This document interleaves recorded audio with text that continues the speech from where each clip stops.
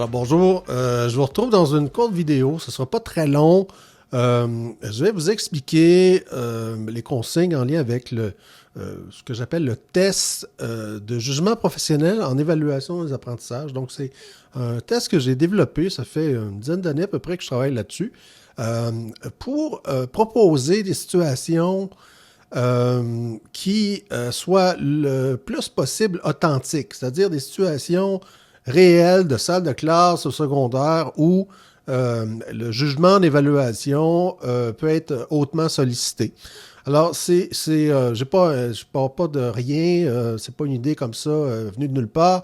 Ça vient de ce qu'on appelle les tests de concordance de script ou les tests de concordance de jugement qui ont été développés dans les années 90-2000, beaucoup, par un professeur de l'Université de Montréal, Bernard Charlin.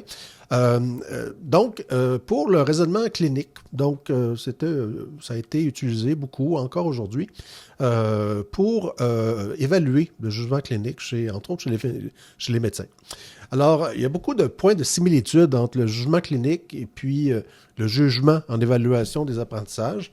Donc, c'est ce qu'on va voir dans cette courte vidéo. Donc, à quoi ça ressemble et comment on répond à ce genre de questions. Alors, le test, on le voit à l'écran, donc c'est composé de 5 composantes. Donc, 5 composantes particulières. Donc, c'est ce qu'on va regarder à l'instant. Alors, la première, c'est la première partie, si vous voulez. Donc, c'est la section 1. C'est une courte vignette, on appelle ça une vignette, c'est une mise en situation où, comme l'indique en fait dans l'encadré, où on a de l'information manquante, superflue ou ambiguë.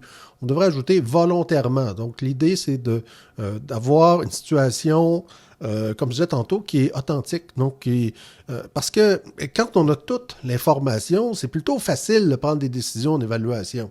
Donc, quand on a accès à l'ensemble d'informations dont on a besoin, que tout est clair, facile, plus facile de prendre des décisions et puis d'exercer son jugement professionnel.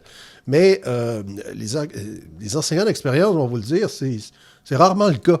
Donc, souvent, on est obligé... donc, il y a un livre célèbre dont le titre était Enseigner, c'est... agir dans l'urgence et décider dans l'incertitude. Alors, test de jugement ici, dans ce cas-ci, c'est ce que ça amène. Ça amène des aspects d'incertitude. Alors, c'est une courte mise en situation. Vous allez voir, c'est pas long. Donc, c'est quelques lignes. Vous avez l'essentiel de la situation qui vous est présentée. Ensuite, vous avez une intervention. Donc, vous décidez de réaliser, donc c'est un peu comme si c'est un jeu de rôle, donc vous décidez, donc dans ce cas-ci, expliquer aux élèves que vous leur aviez mentionné que l'examen portait sur la résolution de problèmes, non seulement sur la mémorisation. Dans le cas les élèves, en fait, sont un peu contestataires. Donc là, il y a une intervention hypothétique, donc une intervention, mais réaliste. C'est une action qui est plausible dans le cas d'une situation de salle de classe classique. Donc ça, c'est la deuxième partie, la deuxième composante du test. La troisième composante, mais là, il se passe quelque chose. Donc, à la suite de votre intervention hypothétique, donc vous remarquez un certain nombre de choses. Dans ce cas-ci, certains élèves demeurent mécontents, puis bon, mais ils ne comprennent pas pourquoi les questions n'exigeaient pas simplement d'apprendre par cœur. Bon. Donc, on a une conséquence suite à l'intervention que vous avez exercée, l'intervention hypothétique. Et là, il y a 2 questions. Donc, les 3 premières parties, si vous voulez, c'est le tronc de la question. C'est là où on retrouve l'ensemble des informations pour pouvoir y répondre. Et la première question qui vous est posée, c'est comment vous qualifiez l'intervention? Est-ce qu'elle était non pertinente, peu pertinente, pertinente ou très pertinente? Donc, c'est la question de la pertinence de l'intervention, de ce qui a été fait de façon hypothétique. Et la dernière partie du test, c'est la probabilité. Quelle est la probabilité pour que vous ayez effectivement, en situation réelle, fait cette intervention-là?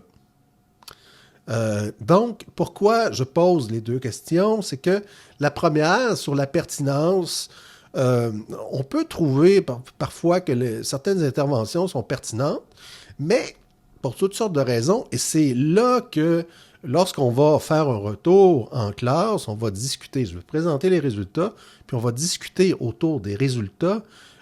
Vous allez voir, parfois, il y a certaines interventions qui sont jugées pertinentes, mais qu'on ne va pas nécessairement réaliser. Puis il y en a d'autres où on va juger parfois peu pertinentes, mais dans certains cas, elles vont être justifiées, même si on sait que ce n'est pas toujours la meilleure chose à faire. Donc, la deuxième question vise plus à comment dire, à nuancer, disons, ce qu'on appellerait la désirabilité sociale. Donc, donc c'est de réponse anonyme, donc vous n'êtes pas, il n'y a pas de nom associé à ça.